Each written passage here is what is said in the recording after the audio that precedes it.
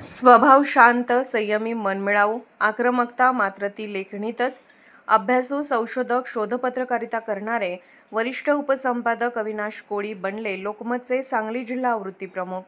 मिरजेचे सुपुत्र डॉ. बापूजी साळुंखे महाविद्यालयाचे माजी विद्यार्थी, सांगली जिल्ह्याच्या पत्रकारितेत गेली 27 वर्ष कार्यरत असणारे दैनिक लोकमतचे वरिष्ठ उपसंपादक अविनाश कोळी यांची दैनिक लोकमतच्या सांगली आवृत्ती प्रमुखपदी नियुक्ती झाली आहे. या निवडीमुळे त्यांच्यावर शुभेच्छांचा वर्षाव होत आहे. अविनाश कोळी यांचा स्वभाव शांत, संयमी, मनमिळावू, आक्रमकता मात्र ती फक्त लेखणीत आहे.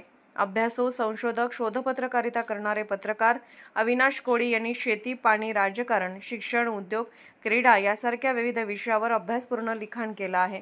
विश्लेषणात्मक पत्रकारिता करण्यामध्ये मातब्बर, त्याचप्रमाणे अग्रेसर असणारे पत्रकार म्हणून अविनाश कोळी यांची ख्याती आहे.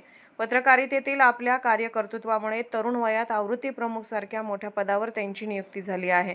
मिरजेचे सुपुत्र असणारे अविनाश कोळी यांचे शालेय शिक्षण विद्यामंदिर आणि महाविद्यालयीन शिक्षण हे मिरजेतील शिक्षण महर्षी डॉ. बापूजी साळुंखे महाविद्यालयात झाले, तर वृत्तपत्र पत्रकारितेची पदवी त्यांनी टिळक विद्यापीठात घेतली आहे. वडिलांच्या निधनानंतर प्रतिकूल परिस्थितीवर मात करत त्यांनी यशस्वी वाटचाल केली आहे.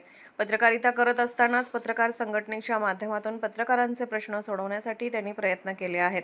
अविनाश कोळी हे उत्कृष्ट खेळाडू, नियमित व्यायाम करून उत्तम शरीरयष्टी आरोग्य असलेले व्यक्तिमत्व आहे. अविनाश कोळी हे 1998 पासून पत्रकारिता क्षेत्रात आहेत.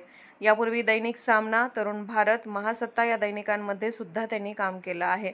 अविनाश कोळी हे 2003 पासून दैनिक लोकमतमध्ये पत्रकारिता करतात. दैनिक लोकमतमध्ये पत्रकार, उपसंपादक, वरिष्ठ उपसंपादक या पदावर त्यांनी काम केलं आहे. अविनाश कोळी यांची दैनिक लोकमतच्या सांगली आवृत्ती प्रमुखपदी नियुक्ती करण्यात आली आहे. दैनिक लोकमत नूतन सांगली जिल्हा आवृत्ती प्रमुख अविनाश कोळी यांना भावी वाटचालीसाठी सांगली जिल्ह्यातील सर्व पत्रकारांच्या वतीने खूप खूप शुभेच्छा.